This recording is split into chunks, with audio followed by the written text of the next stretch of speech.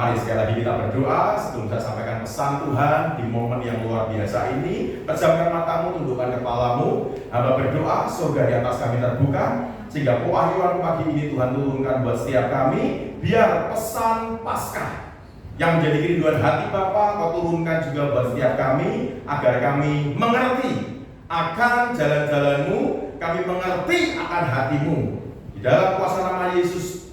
Dan kami percaya apa yang Tuhan buat dan lakukan semua akan terjadi pada waktu-Mu. Dan aku berdoa dalam nama Yesus untuk diubah jadi berkat, sehingga kuasa-Mu pagi ini dinyatakan. Kami siap terima pesan-Mu di dalam nama Yesus, dan semuanya siap sama-sama katakan amin. Perhatikan baik-baik.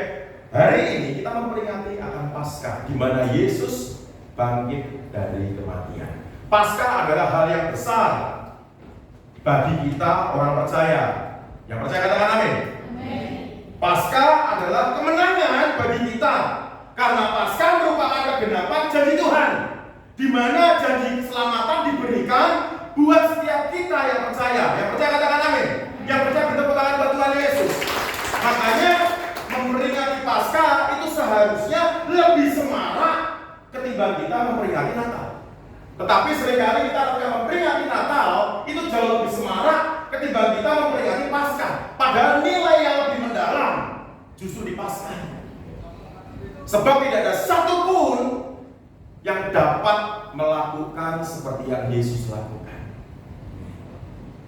Dan kita lihat firman Tuhan pada kesempatan pagi ini, Yesaya pasal 53 mulai ayat yang keempat dan sampai ayat yang kelima. Yesaya pasal 53 mulai ayat yang keempat dan ayat yang kelima. Tolong mungkin slide-nya bisa ditampilkan agar kita dapat membaca bersama-sama. Dan saya percaya setiap kita membaca akan firman dengan segenap hati, maka iman itu timbul. Amin. Amin. Karena iman timbul dari pendengaran. Pendengaran akan firman Tuhan. Bukan kabar burung, bukan gosip, tapi firman. Sudah ditayangkan, kita baca sama-sama. Demikianlah firman Tuhan. 1, 2, 3. Tetapi sesungguhnya penyakit kita lah yang ditanggungnya, dan kesengsaraan kita yang dipikulnya. Padahal kita mengira dia kena tulah, dipukul, tetapi dia tertikam oleh karena pemberontakan kita. Dia diremukkan oleh karena kejahatan kita. Ganjaran yang mendatangkan keselamatan bagi kita ditimpakan kepadanya, dan oleh bilur-bilurnya kita menjadi yang percaya. Bertepuk tangan buat Tuhan Yesus. Sehingga intinya itu kita sebetulnya nggak layak, saudara. Tetapi kita dilayakkan karena Yesus. Makanya kalau saudara melihat film yang sempat diputar di bioskop-bioskop beberapa waktu kemarin, The Last Supper, yang udah pernah lihat? Apa yang udah lihat? Mungkin angkat tangan. Itu keren sekali, film istimewa dan memberikan akan nilai kerohanian yang luar biasa, sehingga saya pun dengan para pelayan-pelayan Tuhan yang saya mentoring, saya info ke mereka untuk nonton. Supaya apa? Kita juga mendukung. Jangan sampai film-film dunia lebih ratingnya tinggi ketimbang film rohani. Nonton, dan saya berikan tips buat mereka. Di saat film mulai diputar, tolong handphone di silent, taruh di tasmu, fokus. Maka engkau akan dapat menyerap pesan daripada film tersebut. Dan tidak sedikit banyak daripada para penonton itu mereka yang mengalami Tuhan lebih, sehingga membuat kehidupan mereka pun mengalami perubahan. Karena kalau kita melihat pengorbanan Yesus di atas kayu salib, kita tahu itu tidak mudah, saudara.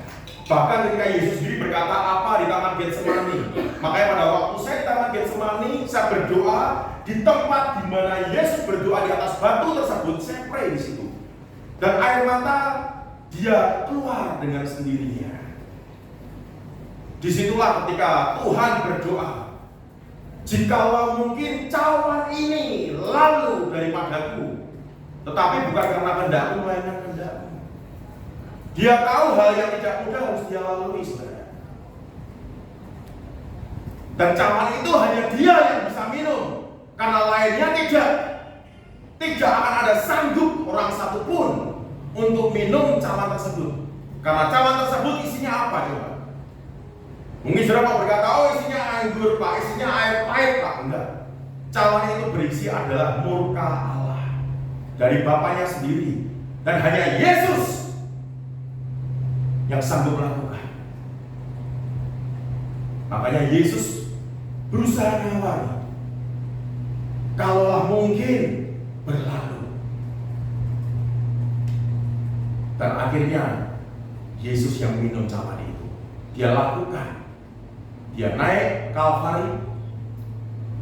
Dan dia bangkit dari antara orang mati. Menjadi bukti kemenangan buat saudara dan saya di dalam iman dalam Tuhan Yesus. Yang percaya katakan amin. Maka dari itulah saudara perhatikan baik-baik. Ketika Tuhan datang kali yang ke dunia, karena setelah memperingati Paskah kita akan memperingati Yesus terangkat ke surga. Sehingga ketika Tuhan datang kali yang ke satu itu, yang pertama kali perhatikan baik-baik, misi yang Tuhan berikan yang dari Allah Bapa adalah untuk menyelamatkan dan menyelamatkan saudara dan saya. Sehingga ketika saudara boleh percaya kepada Dia sebagai Tuhan dan Juru Selamat, jaminan yang Tuhan berikan dalam kehidupan kita itu nyata. Yang percaya bertepuk tangan buat Tuhan Yesus. Makanya perhatikan baik-baik, saat kelahiran daripada Tuhan hingga kematian dan kebangkitan Tuhan, lalu 2000 tahun kemudian hingga hari ini, saudara dan saya itu ada di penghujung akhir zaman. Karena Tuhan akan datang kali yang kedua nanti.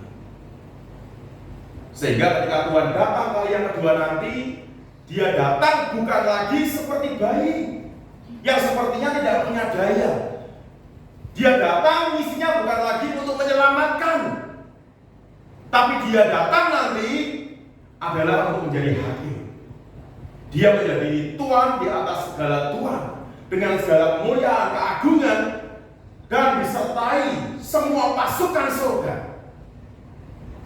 Dan Dia bukan lagi menjadi penyelamat dalam hidupmu.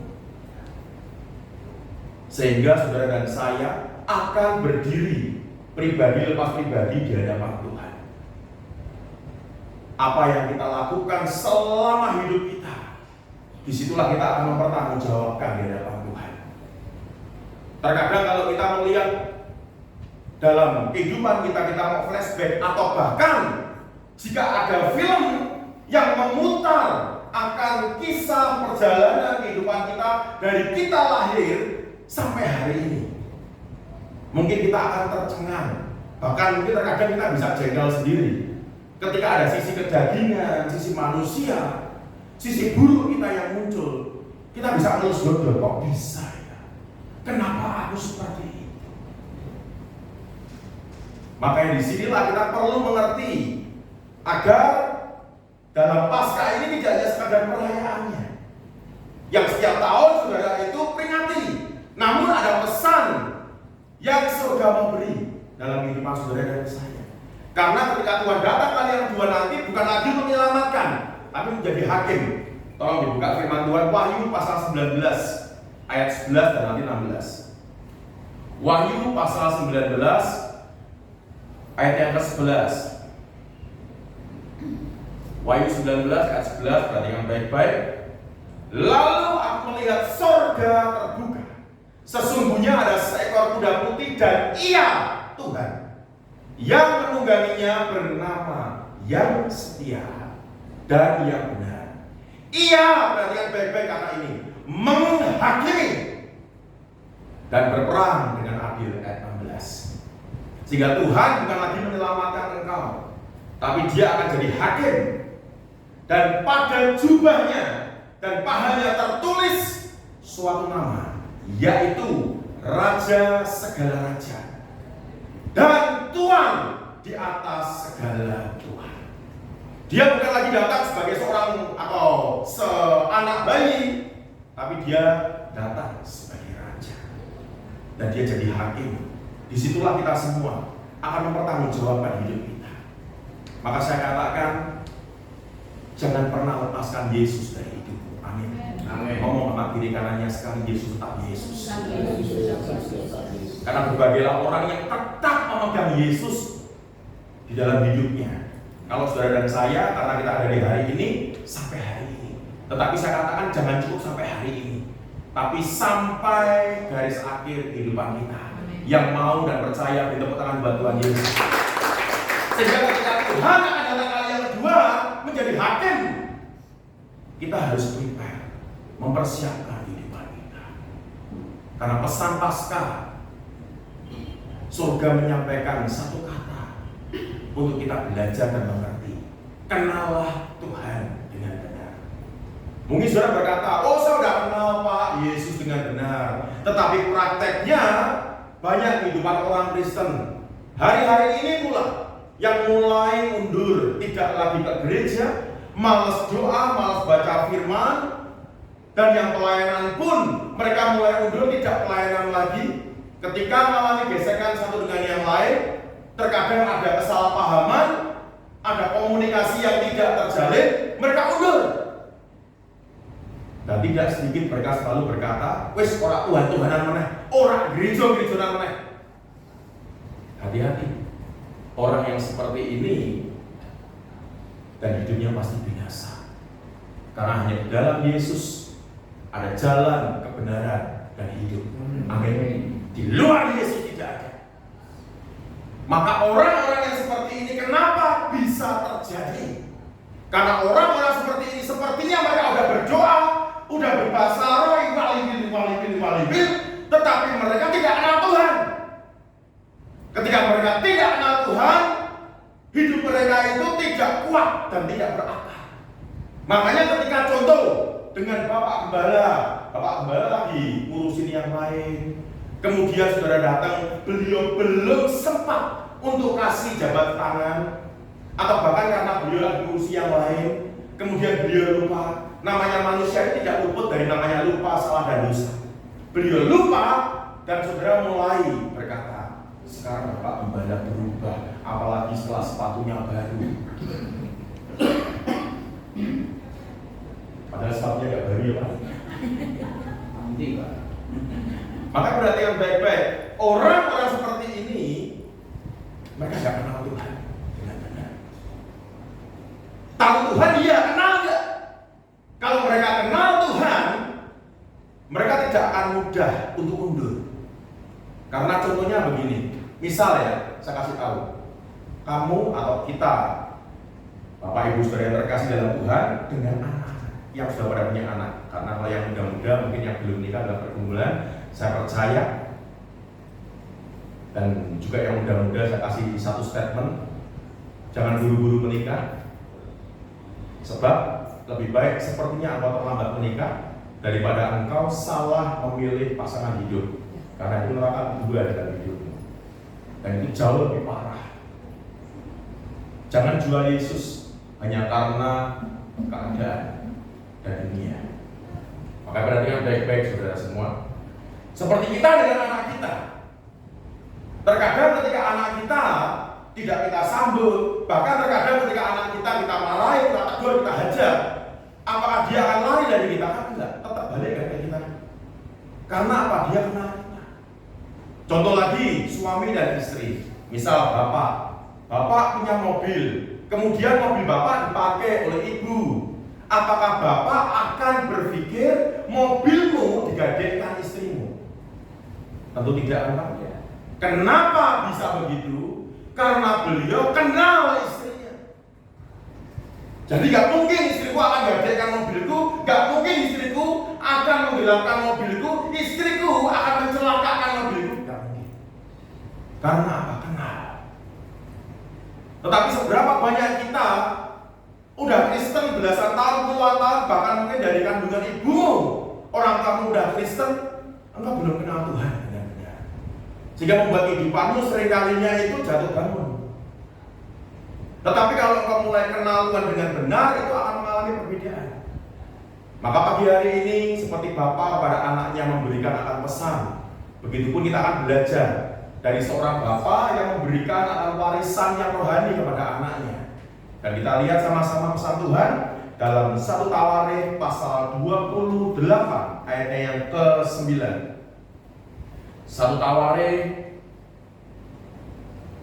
pasal 28 ayat yang ke-9. Perikopnya berbicara tentang pesan terakhir Daud kepada Salomo anaknya mengenai pembangunan bait suci. Perhatikan baik-baik firman Tuhan ini dan kita akan baca sama-sama. Demikianlah firman Tuhan 3, 2, 1. Dan engkau Salomo kenalah dan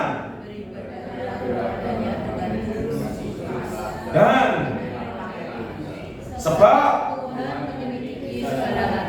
dan jika engkau tetapi jika engkau meninggalkan dia, yang percaya katakan amin. Maka hati-hati saudara. Dari pesan Tuhan ini ada 3 bagian. Yang pertama, ketika kita kenapa harus kenal Tuhan, sebab di saat engkau beribadah kepada Tuhan dan engkau tidak kenal dengan Tuhan, seringkali kita ibadah itu karena terpaksa. Suami karena bedain istrinya ini, dan disitulah akhirnya suami ya udahlah ikut, meskipun dengan berat hati, dengan setengah hati. Tapi saya percaya di tempat ini tidak ada. Amin. Di luaran banyak, di sini nggak ada. Sini semua holy semua. Amin. Begitupun istri diajak suaminya, istrinya banyak alasan, akhirnya memang ikut, tapi itu terpaksa. Maka di saat Raja Daud, dia memberikan warisan bukan harta benda kekayaan kepada Salomo, tetapi dia berikan warisan yang rohani. Karena yang roh itu lebih penting dari sekedar jasmani. Jasmani itu sementara dan fana. Sebanyak apapun engkau punya deposito, sebanyak apapun kau punya mobil, rumah, aset, ketika kematian datang tidak bilang-bilang. Karena kematian datang suddenly, tiba-tiba. Semua yang kau miliki akan kau tinggal. Tak satu pun dapat kau bawa. Mobilmu yang terbaik, rumahmu yang termegah, tidak dapat kau bawa masuk dalam peti matimu, saudara. Gak cukup. Betul? Maka dari situlah engkau perlu memahami. Bukan berarti, oh Pak, berarti nggak boleh kaya. Oh enggak, beda. Engkau harus memahami akan kehidupan. Sebab kalau saya berkata kehidupan anak-anak Tuhan itu sebetulnya wajib kaya. Wajib kaya. Dan kaya tidak selalu berbicara tentang materi, tapi hati. Yang saya katakan amin. Karena ketika engkau lihat firman Tuhan tentang pokok anggur yang benar, dan disitulah engkau akan tahu satu bagian firman. Ketika engkau berbuah banyak, memuliakan nama Tuhan. Tapi juga ada poin pentingnya. Engkau harus ada di dalam Tuhan, Tuhan dalam engkau. Dan kau menghidupi firman, maka akan kau minta dikasih. Maka disitulah saudara harus memahami. Di saat Daud memberikan pesan warisan yang rohani kepada anaknya Salomo, dia berkata, yang pertama dan yang utama, dan engkau anakku Salomo, kenalah Allahnya ayahmu. Kalau kita ke gereja, persekutuan, komsel, bahkan melayani, semuanya yang dikerjakan dengan biasa, rutinitas. Kau tidak kenal Tuhan. Di saat mengalami gesekan, karena firman Tuhan itu harus tergenapi. Besi menajamkan besi, orang menajamkan sesama. Dan akhirnya membuat engkau mulai kecewa, marah, undur dari Tuhan. Padahal masalahmu dengan manusia, dampaknya selalu ke arahkan Tuhan. Doa belum dijawab, sakit belum disembuhkan, marah ke Tuhan. Selalu Tuhan kena imbasnya. Dan itu bisa terjadi karena engkau tidak mengenal Tuhan dengan benar. Tetapi kalau engkau mengenal Tuhan dengan benar, dan itu yang diberikan oleh Daud kepada anaknya, agar ketika kita itu mengenal Tuhan dengan benar, kita beribadah kepada Tuhan itu dengan tulus, ikhlas, dan rela hati. Karena seberapa banyak kehidupan anak Tuhan orang Kristen, ketika Tuhan suruh nabur, yang ada malah kabur. Tetapi kepengen diberkati, kepengen diberkati mobil, naburnya sudah duit, mana bisa? Nabur Lombok, pasti hasilnya juga Lombok. Nggak mungkin ketika saudara itu nabur Lombok, keluarnya buahnya itu durian, nggak mungkin. Karena salah satu hukum Tuhan yang tidak bisa diubah oleh apapun, yaitu tentang tabur tuai. Sehingga ketika saudara nabur, engkau pasti nuai. Yang percaya katakan amin. Amin. Maka dari situlah di saat engkau kenal Tuhan, engkau beribadah kepada Tuhan dengan tulus hati. Tuhan suruh engkau lakukan sesuatu, ngampuni, engkau rela hati. Bukan kau berkata susah Pak, karena kelakuannya. Perhatikan baik-baik, Tuhan benci dosa, tapi Tuhan tidak pernah membenci pendosa. Dan seringkali dalam pelayanan saya katakan, supaya buat kehidupan Bapak Ibu Saudara yang mengalami akan keadaanmu yang tidak baik, kondisi kehidupan, keuangan apapun, belum Tuhan pulihkan, bahkan mungkin masa lalu yang kelam, perhatikan baik-baik, engkau tetap punya masa depan di dalam Tuhan. Yang percaya di Tuhan buat Tuhan Yesus. Seburuk apapun keadaanmu, sekelam apapun masa lalumu, engkau tetap akan punya masa depan di dalam Tuhan. Beri tepuk tangan sekali lagi buat Tuhan Yesus. Maka jangan pernah gentar dengan hidupmu ketika engkau kenal Tuhan, seperti seorang anak kenal orang tuanya. Saudara punya dua anak nih, contoh. Saya seringkali memberi perumpamaan seperti Yesus ngajar, memberikan perumpamaan. Di saat engkau punya dua anak, anak yang pertama dikasih tahu bandelnya setengah mati, disuruh selalu bantah, dikasih tahu saudara satu kecap, dia 10 kecap.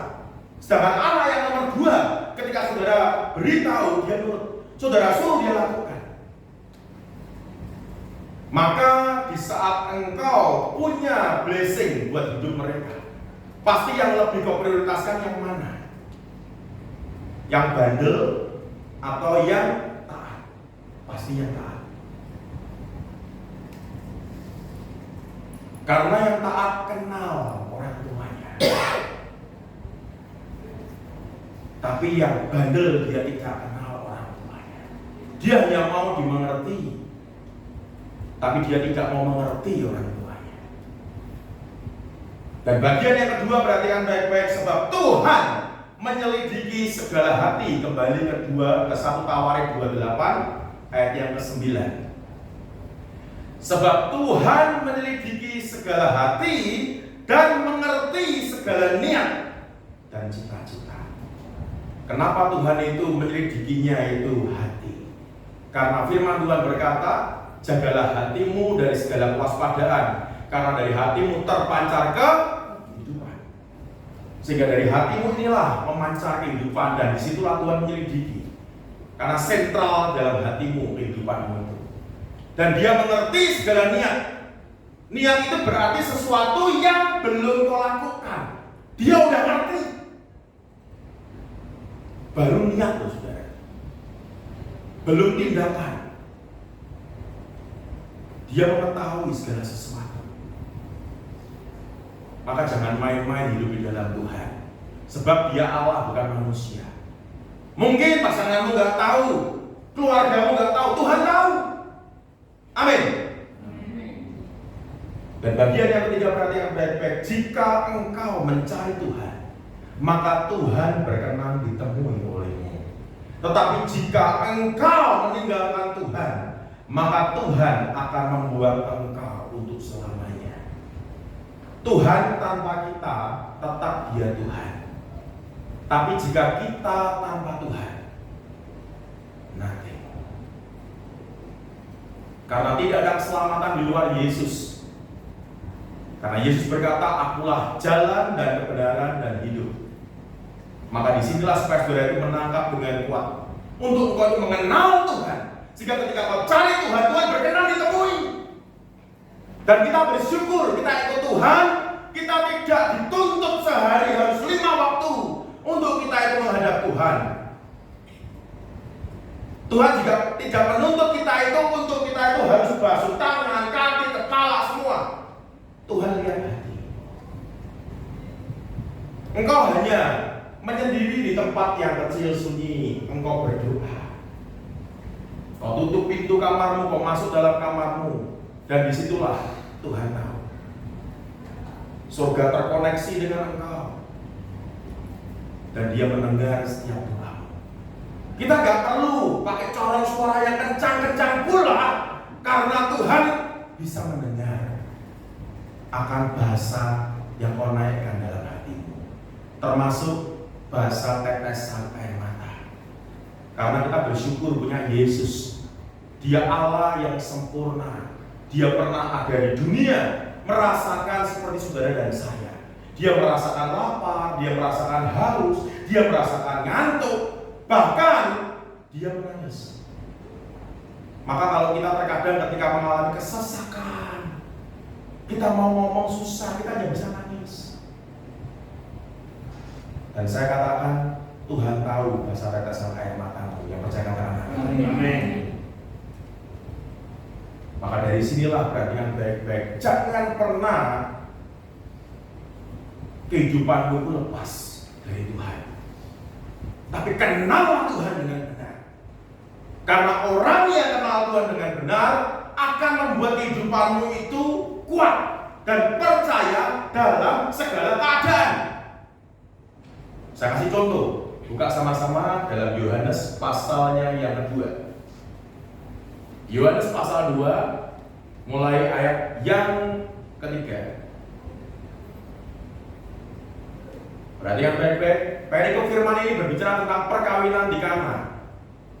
Di dalam sebuah perkawinan, segala sesuatunya itu pasti sudah dipersiapkan sedemikian rupa, bahkan mungkin bisa dikatakan perfect, sempurna. Prakteknya, perhatikan baik-baik. Ketika mereka kekurangan anggur, mereka tetap kekurangan anggur. Maka terkadang dalam kehidupan kita paham, tidak ada yang sempurna. Kesempurnaan yang milik Tuhan. Kita udah prepare sebaik mungkin. Terkadang Tuhan izinkan akan masalah terjadi. Tetapi saya seringkali memberitahu kepada jemaat, jangan pernah anti masalah, karena itu membuat engkau akhirnya kecewa ketika mengalami masalah. Tetapi justru ketika engkau punya atau mengalami masalah dalam hidupmu, masalah itu adalah maju bersama Allah. Yang percaya katakan amin. Membuat engkau itu maju bersama Tuhan, bukan karena engkau. Karena bagaimana imanmu tumbuh kalau tidak pernah ada masalah? Bagaimana engkau belajar dewasa rohani kalau tidak ada masalah? Jika keadaanmu baik, kehidupanmu nyaman, kondisimu aman, engkau tidak akan pernah belajar tentang Tuhan. Engkau hanya terlena dengan kemanjaan keadaan, semuanya. Ketika mereka kekurangan anggur, Ibu Yesus berkata kepada mereka, kepada Tuhan, mereka kehabisan anggur. Ayat yang keempat. Kata Yesus kepada ibunya, mau apakah engkau daripadaku, Ibu, saatku belum tiba? Disinilah supaya saudara mengerti. Di saat kau mengalami masalah, engkau pray ke Tuhan, berdoa ke Tuhan, dan doamu tidak dijawab. Bukan hanya ditunda loh, langsung saatku belum tiba. Disinilah seringkali kejatuhan iman di depan anak Tuhan orang Kristen. Mereka mulai marah dengan Tuhan. Kenapa keadaan seperti ini harus tak alami? Kenapa kondisi begini harus aku hadapi? Tapi di ayat kelima, perhatikan baik-baik. Tetapi Ibu Yesus berkata kepada pelayan-pelayan, apa yang dikatakan kepadamu, buatlah itu. Maria ketika ditolak, Maria tidak kecewa, Maria tidak marah. Tetapi Maria justru berkata kepada pelayan-pelayan, ini sesuatu yang berlawanan arah dengan sisi manusia. Manusia ketika ditolak permintaannya seringkali kecewa dan marah. Maria nggak marah. Kenapa Maria nggak marah? Karena Maria kenal Yesus. Makanya Maria justru berkata kepada pelayan-pelayan, apa yang dikatakan kepadamu, lakukan. Maria kenal Yesus. Fokus Maria bukan kepada masalah, tetapi kepada Tuhan, percaya. Dan lihat ayat yang selanjutnya. Di situ ada 6 tempayan yang disediakan untuk pembasuhan menurut adat orang Yahudi. Masing-masing isinya 2-3 buyung. Berarti yang baik-baik ayat yang ke-7. Yesus berkata kepada pelayan-pelayan itu. Akhirnya Tuhan menolong. Akhirnya Tuhan menolong. Isilah tempayan-tempayan itu penuh dengan air, dan mereka pun mengisinya sampai penuh. Jika saudara lihat ayat selanjutnya, saudara akan tahu bahwa akhirnya mujizat Tuhan pun terjadi. Maka hal pertama, ketika engkau mengenal Tuhan dengan benar, membuat engkau tetap percaya dalam segala keadaan. Yang percaya katakan amin. Ketika doamu belum dijawab, pergumulanmu Tuhan belum tolong, engkau gak akan mundur dari Tuhan. Seperti Maria, mau apa engkau daripada ibu sebab belum waktuku. Maria gak gentar, Maria tetap percaya. Dan Maria berbicara pada pelayan-pelayan. Apa yang dia katakan, lakukan. Disitulah Yesus berkata kepada pelayan-pelayan itu, isi tempayan itu penuh. Dan ayat yang ke-8, lalu kata Yesus kepada pelayan-pelayan itu, sekarang cedoklah dan bawalah kepada pemimpin pesta. Maka perhatikan baik-baik saudara, kalau engkau ikut Tuhan hanya mengandalkan pikiran dan logikamu, loss, hasilnya nol, kosong. Karena kita itu terbatas, dia Tuhan yang gak terbatas. Contoh beberapa hari kemarin ketika saya diberkati jemaat di desa, saya melayani desa. Karena dari hari Selasa, Rabu, Kamis, Jumat Agung kemarin saya melayani di Solo. Dan hari ini saya melayani di tempat saudara. Saya diberkatin satu lirang pisang. Warnanya hijau, saudara. Malam itu saya bawa pulang warnanya hijau. Ketika pagi hari saya mau ke kamar mandi, saya melewati akan pisang tersebut, warnanya berubah jadi kuning. Yang ngecat siapa coba? Sampai saya tanya bergurau sama mbak saya yang merawat ibu mertua saya, Mbak, sampean ngecat lah gedang ini? Enggak ya Pak, Bapak bercanda aja. Dan saya tahu itu Tuhan. Jika dia dapat mengubah warna lombok dari hijau jadi merah, warna pisang dari hijau jadi kuning, dia mengubah kutuk jadi berkat. Dia bisa mengubah akan hidupmu, bahkan masa depanmu, selagi engkau mau percaya. Kalau engkau tidak mau percaya, dan ujungnya pasti engkau akan binasa. Maka perhatikan baik-baik ayat yang selanjutnya. Setelah pemimpin pesta itu mengecap air yang telah menjadi anggur, dan ia tidak tahu dari mana datangnya, tetapi pelayan-pelayan yang mencedok air itu mengetahuinya. Kita nggak pernah bisa ngatur cara Tuhan seperti apa, tetapi ketika kita percaya, dan disitulah cara Tuhan bekerja. Mereka cedok airnya, masih air itu, mereka berjalan mungkin dengan deg-degan, karena namanya manusia kan tidak ada yang kebal dengan namanya rasa takut, rasa cemas. Mungkin bawa dengan ngewel-guel, saudara. Ini air. Tetapi mereka tetap percaya. Disuruh, mereka percaya. Dan akhirnya ketika pemimpin pesta ngecap air, seperti kalau kita minum kopi. Minum kopi itu enaknya karena apa? Akhir ketika kita minum, setelah kita mengakhiri, karena ada itu enaknya. Coba kalau ahnya sudah ganti dengan i, saya jamin rasa kopi itu tidak akan enak. Buktikan nanti di rumah ya. Ketika minum kopi, pasti enak. Yang membuat enak karena itu enak. Maka ketika pemimpin pesta mengecap air yang telah menjadi anggur, cara Tuhan bukan cara kita, jalan Tuhan bukan jalan kita. Tapi setingginya langit dari bumi, Yesaya berkata, setinggi itu pula jalan Tuhan dari jalan kita. Makanya ketika air itu dikecap, baru dia berubah. Seketika dan di tempayan semua berubah, langsung auto berubah semua. Maka di saat engkau mengenal Tuhan dengan benar, hal yang kedua, membuat apa yang mustahil jadi mungkin. Karena yang pertama, ketika Tuhan menolak, belum waktuku. Kalau udah ditolak mau apa coba? Jika ditolak manusia, kita masih bisa ke yang lain. Kita masih bisa ke Tuhan. Kalau ditolak Tuhan, kita mau kemana?